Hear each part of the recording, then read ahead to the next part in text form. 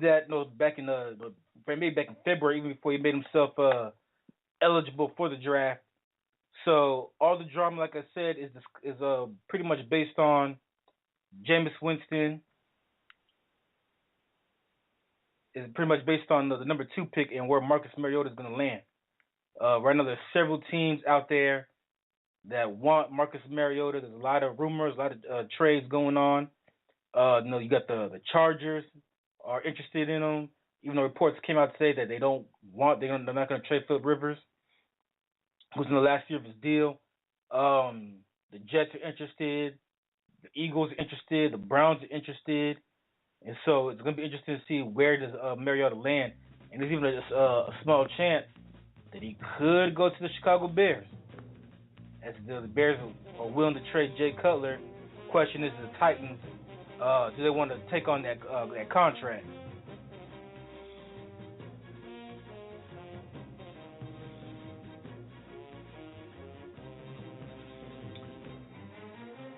So here's my take a look at my these are my predictions right now. So like I said, at number 1, without a shadow of a doubt, the Tampa Bay Buccaneers are going to take Jameis Winston. I'd be shocked if they don't take Winston.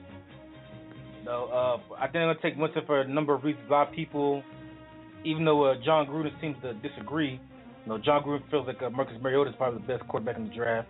But a lot of people feel like Jameis Winston is the best quarterback in the draft. Not only that, but with Jameis Winston, he went to Florida State. Florida State campus is not that far from Tampa, so that alone, he's kind of like the hometown product. And so, from a marketing standpoint, it's easier if you're the Buccaneers to sell Jameis Winston to the fans instead of. It'll be easier to sell Jameis Winston to the fans instead of taking Mariota or something like that, who has no Florida connections whatsoever.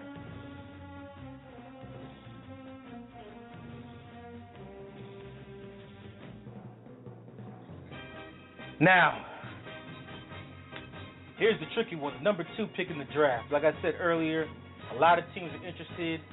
The latest reports look like Cleveland might be the front runner to actually make a trade with Tennessee for that number 2 pick, only because Cleveland has 2 first-round draft picks in this draft. They have the number 12 and number 14 picks, so they can use that to their advantage. Not only that, I say that Cleveland has the 12th and the 19th pick. Sorry.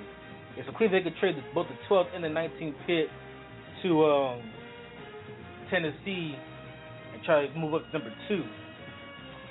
And also, but the thing I hear is that the Titans, they want a quarterback. They want a veteran quarterback in the deal because Ken Wisenhunt doesn't really want a rookie quarterback. From what I've read and heard, he loves Zach Mettenberger. And so I think the ideal situation for Tennessee would to have a veteran quarterback come in, have Zach Mettenberger sit for a couple years, and then Zach Mettenberger will eventually come over and take over. Now, with that being said, I have a feeling that a trade will not go down because I feel like if a trade was going to happen, it would have happened by now. And so far, here we are, just a few hours before the draft, and the trade still has not happened yet. So, with that being said, I think Tennessee Titans will stay at number 2. I think that they're going to take Leonard Williams from USC because Tennessee, they do need help on defense. Matter of fact, when you go 2-14, you need help everywhere. But I do have them picking Leonard Williams at number 2.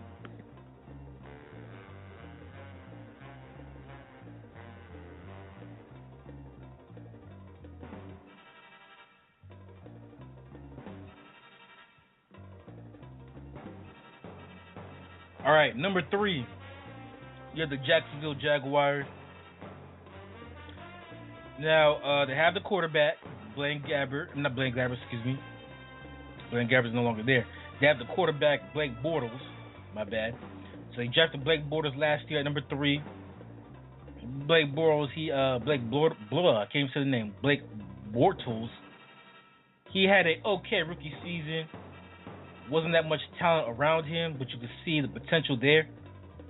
And I do think that Blake Bortles does have a bright future in the NFL And it's possible that he could become the next Ben Roethlisberger, which a lot of people think he could be. But with that being said, I think they need to build a team around Bortles. I think they're going to start by drafting Brandon Sheriff, the offensive lineman from Iowa.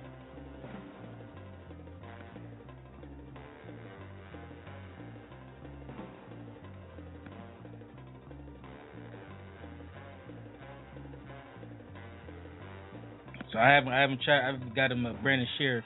I think they're gonna take him number 3 overall, build that offensive line, and get Blake Bortles some protection up front. And if they can get Justin Blackman, then again, though, he hasn't really played in the last 3 years because suspensions. But if he can get his head straight and they can draft him, you never know. He can be a huge talent at wide receiver for that team.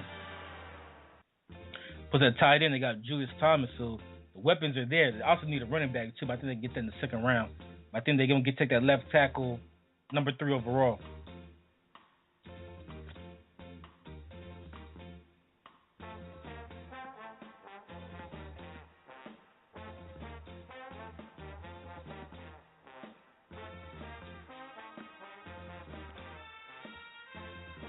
All right, at number 4...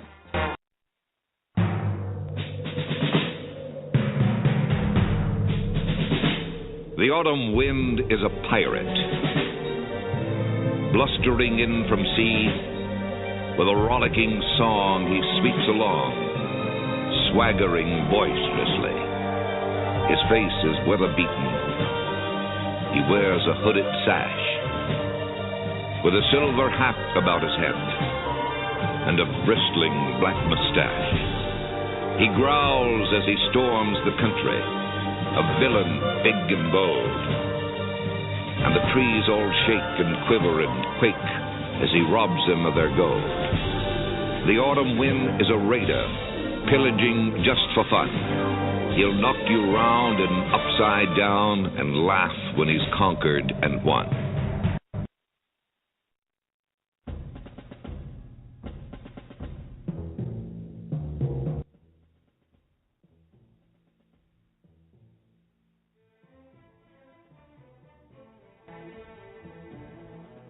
All right, so at number 4 pick, you have the Oakland Raiders.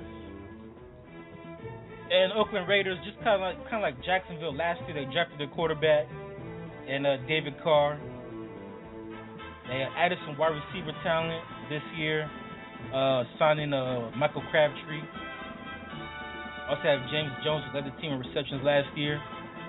They also improved the running back position, depending on how you look at it, by signing Trent Richardson.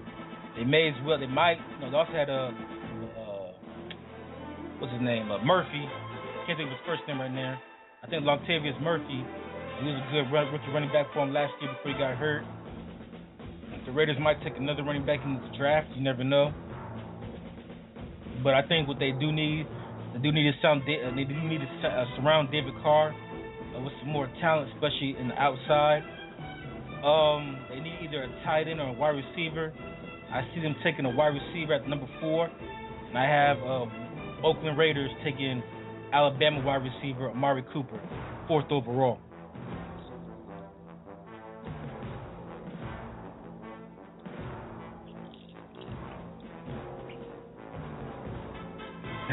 So Amari Cooper will be my pick for the Oakland Raiders. And I think a lot of people have him going number 4 too to Oakland. I think it'll help that receiving core out very much too. So, as Amari Cooper was a great talent out there in Alabama for Nick Saban.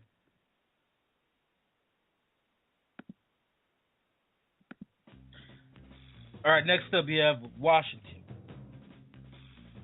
Washington. And Washington, they made some news over the weekend by deciding to pick up the 5th-year option on RG3, which means they're going to be paying him $16 million, which to me he's not worth it. For his production in the last 2 years, he's not looking like a $16 million quarterback, at least not in my opinion.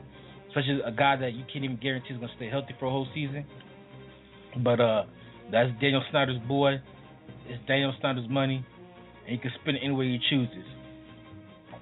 So the Redskins who need help at a lot of positions, especially defense, I see him taking Shane Ray from Missouri. Shane Ray in that 3-4 that Washington likes to play, I think he'd be a great edge rusher, make a great outside linebacker. To me, kind of reminds me of Sean Marion. Sean Marion in his prime when he was with the San Diego Chargers, and I could see him having that kind of impact for the Washington Redskins. He's a great outside rusher. He can sack the quarterback. You can have him play on the outside. You can have him playing on the line of scrimmage. Line him up on a 4-3 set. You can play a defensive end. In the 3-4, like I said, he could be an outside linebacker. And I think he'll make a great fit for the Washington Redskins. And like I said, he kind of reminds me of Sean Marion, just watching him in college and playing at Missouri.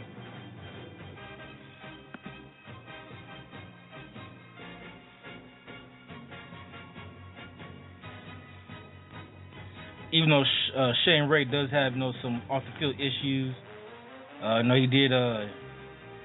he did get a marijuana citation as recently as yesterday, which is not good for especially going ahead into the draft.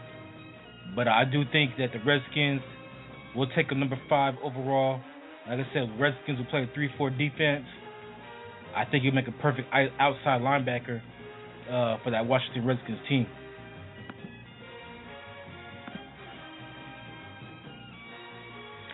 Then at number 6, you have the New York Jets. The New York Jets, they need a quarterback.